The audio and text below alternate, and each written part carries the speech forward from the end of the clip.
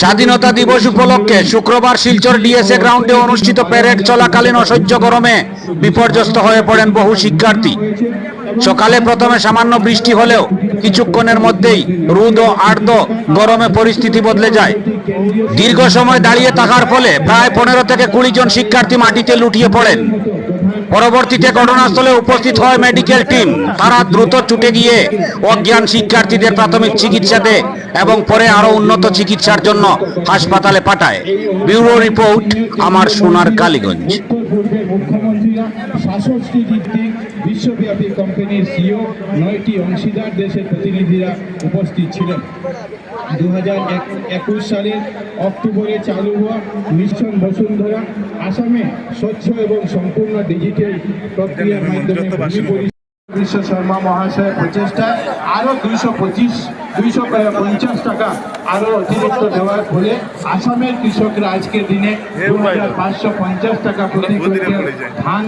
আসাম মন্ত্রিসভা 4 সেপ্টেম্বর 2024 তারিখে উত্তর লক্ষিমপুরে বিচারপতি করেছে, ক্যাবিনেট বৈঠকে পর্যালোচনা করেছে এবং স্বরাষ্ট্র মন্ত্রণালয় 2025-26 সালে আসাম বাজেটে সরকারের 52টি সুপারিশের গোলাঘাট জেলার উরিয়ামঘাট সংরক্ষণ অঞ্চলে 4772 বিঘা, গোয়ালপাড়া জেলার পাইকান সংরক্ষিত অঞ্চলে 4772 বিঘা পূর্ণ হয়েছে।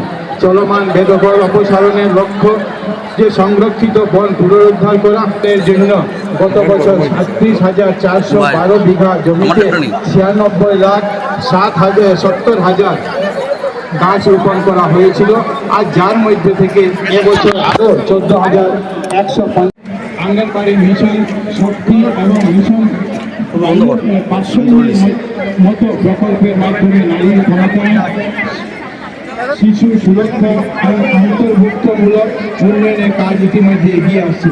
এসওপিডি RIDF লিডার অধীনে 9,054টি মডেল আঙ্গনবাড়ি ইতিমধ্যে 25 লক্ষ টাকা ব্যয়ে আঙ্গনবাড়ি। মোদীজির উদ্বোধনকৃত এই সম্মেলনে কৃষি ও অর্থনৈতিক 12,000 কোটি টাকা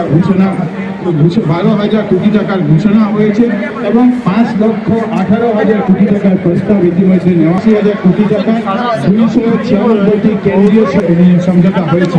রিলায়েন্স, আদানি, টাটা, জিন্দালের মতো প্রধান গোষ্ঠীগুলি 1,25,000 টাকা প্রতিশ্রুতি দিয়ে যার মধ্যে থেকে 1,04,900 কোটি টাকা অবকাঠামোর জন্য অন্তর্ভুক্ত করা হয়েছে।